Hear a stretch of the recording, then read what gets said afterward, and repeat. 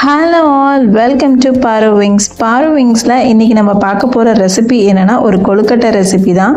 அதுவும் இன்ஸ்டண்ட்டாக ஒரு கொழுக்கட்டை எப்படி செய்யலான்றதை பார்க்கலாம். அரிசி மாவு இல்லாமல் ஒரு இன்ஸ்டன்ட் கொழுக்கட்டை வாங்க எப்படி செய்யலான்றதை பார்க்கலாம்.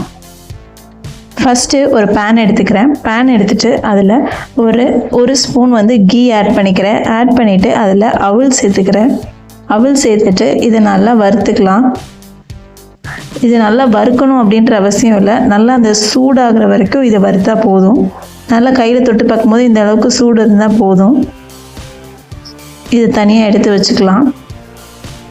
தனியாக எடுத்து வச்சுட்டு இன்னொரு பாத்திரம் வச்சுக்கலாம். வச்சுட்டு அதில் வெல்லம் சேர்த்துக்கிறேன். வெல்லம் சேர்த்துட்டு அது கூட தண்ணி சேர்த்துக்கிறேன். தண்ணி சேர்த்துட்டு இந்த வெல்லம் நல்லா கரையிற அளவுக்கு தண்ணி சேர்த்துக்கிறேன். உங்களுக்கு இனிப்பு எவ்வளோ தேவையோ அந்த அளவுக்கு வெல்லம் எடுத்துக்கோங்க.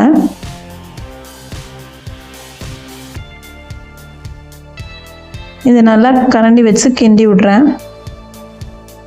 நல்லா இது கொதிச்சு வந்ததுக்கப்புறம் இதை ஆஃப் பண்ணிட வேண்டியதான். இது லைட்டாக அந்த கட்டி தட்டாமல் நல்லா கொதிச்சு வந்தாவே போதும். ஆஃப் பண்ணி வச்சு இதையும் வச்சிடலாம். ஒரு மிக்ஸி ஜார் எடுத்துகிட்டு நம்ம ஆல்ரெடி வறுத்து வச்சுருந்த அவலை சேர்த்துக்கிறோம். சேர்த்துட்டு இதை கொரகொரப்பாக அரைச்சி எடுத்துக்கிறோம். நல்லா ரவை பதத்துக்கு அரைச்சி எடுத்துக்கலாம்.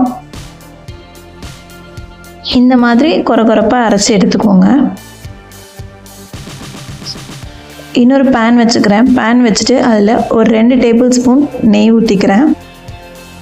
நெய் நல்லா சூடானதுக்கப்புறமேட்டு அதில் உடச்ச முந்திரியை சேர்த்துக்கிறேன். சேர்த்துட்டு அதை நல்லா சிகப்பாக வறுத்து எடுத்துக்கலாம். அது கூட ஏலக்காய் தட்டி இதோடு சேர்த்துக்கிறேன். சேர்த்துட்டு இதை நல்லா வறுத்ததும் அது கூட நம்ம ஆல்ரெடி அரைச்சி வச்சுருந்த அவலை இதோட சேர்த்துக்கலாம். இந்த நெய்யில் அதை சேர்க்கும் போது நல்ல ஒரு ஃப்ளேவர் கொடுக்கும். அதோடு நல்லா கலந்து விட்டதுக்கப்புறம் இதில் ஒரு டம்ளர் பால் நான் சேர்த்துக்கிறேன். இந்த பால் சேர்க்குறது ஆப்ஷனல் தான். வேணும்னா சேர்த்துக்கோங்க, இல்லைன்னா இதை ஸ்கிப் பண்ணிக்கலாம். பால் சேர்த்துட்டு அதை நல்லா கிளறி விட்டுக்கலாம்.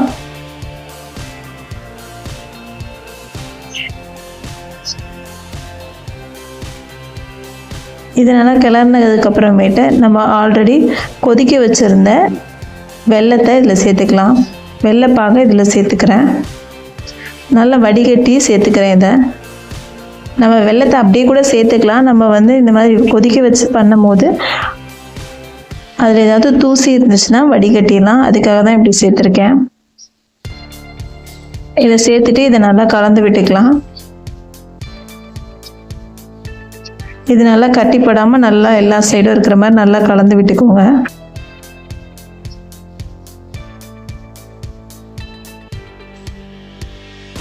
நல்லா இதை கெட்டியானதுக்கப்புறம் இதில் ஒரு பிஞ்ச் உப்பு சேர்த்துக்கிறேன்.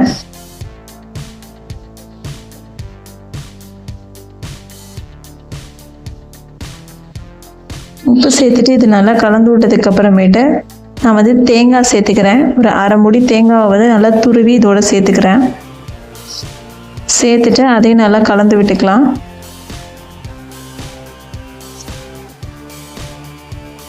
நல்லா இந்த மாதிரி கலந்து விட்டதுக்கப்புறம் இதை நல்லா ஆற விட்டுடலாம். இது நல்லா ஆறினதுக்கப்புறம் நம்ம கையில் பிடிச்சிக்கலாம். எப்படி வேணுமோ எந்த ஷேப் வேணுமோ பிடிச்சிக்கோங்க. உங்களுக்கு வேணுன்ற ஷேப் பிடிச்சிக்கோங்க. பிடிச்சதுக்கப்புறம் அப்புறம் ஒரு இட்லி பாத்திரத்தில் நம்ம பிடிச்சி வச்சுருக்க கொழுக்கட்டையை இதில் வச்சிட வேண்டியதான்.